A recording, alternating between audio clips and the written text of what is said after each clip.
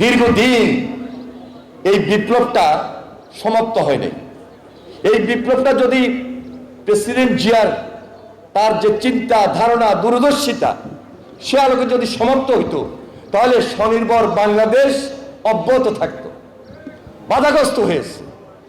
এখন খাল খনন করতে যাই, খালের মাঝখানে দোকান গড়ে উঠেছে, খালের মাঝখানে বাড়িঘর গড়ে উঠেছে।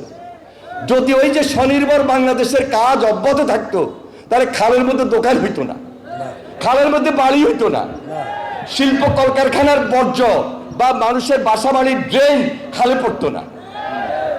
চর্চা নাই, এখন চর্চা শুরু হয়েছে। তার মানে অসমাপ্ত কাজ তারেক রহমানের নেতৃত্বে দেশে সমাপ্ত হবে। যত ব্যারিকেড থাকুক, যত বাধা থাকুক, যত দোকান অবকাঠামো গড়ে উঠুক, খালের মধ্যে বাঁধ সৃষ্টি করা হোক, কোনো কিছুই থাকবে না। খাল খালের গতিতে চলবে, প্রবাহের গতিতে থাকবে। এটাই হলো জনগণের চাওয়া, এটা জনগণের পাওয়া, জনগণ প্রত্যাশা করে। এবং আমি মনে করি আমরা আজকে যে প্রকল্পটি হাতে নিয়েছি জনাব তারেক রহমানের নেতৃত্বে 180 দিনের কর্মসূচি প্লাস 5 বছরে 20,000 কিলোমিটার খাল সারা বাংলাদেশে আমরা পুনঃখনন করব অথবা খনন করব।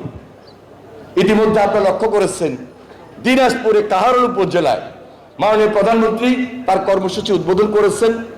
এই মাসেই তিনি ঝিনাইদহ যাবেন, এই মাসে তিনি ফেনী যাবেন, খাল খনন কর্মসূচি আরেকটা উদ্বোধন করবেন।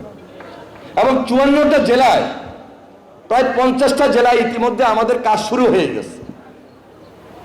আমরা আমাদের মন্ত্রী সাহেবরা, এমপি সাহেবরা, প্রতিমন্ত্রী সাহেবরা বিভিন্ন জায়গায় বিভিন্ন এলাকায় এই কর্মসূচি অব্যাহত রেখেছেন। কারণ এটা তো আরেকটা বিপ্লব। এই বিপ্লবটা হাতে নিয়েছেন নতুন ভাবে তারেক রহমান।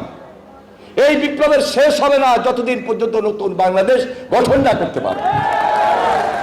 এটা করতেই হবে, কারণ মানুষ আমাদেরকে তো ভোট দিয়েছে।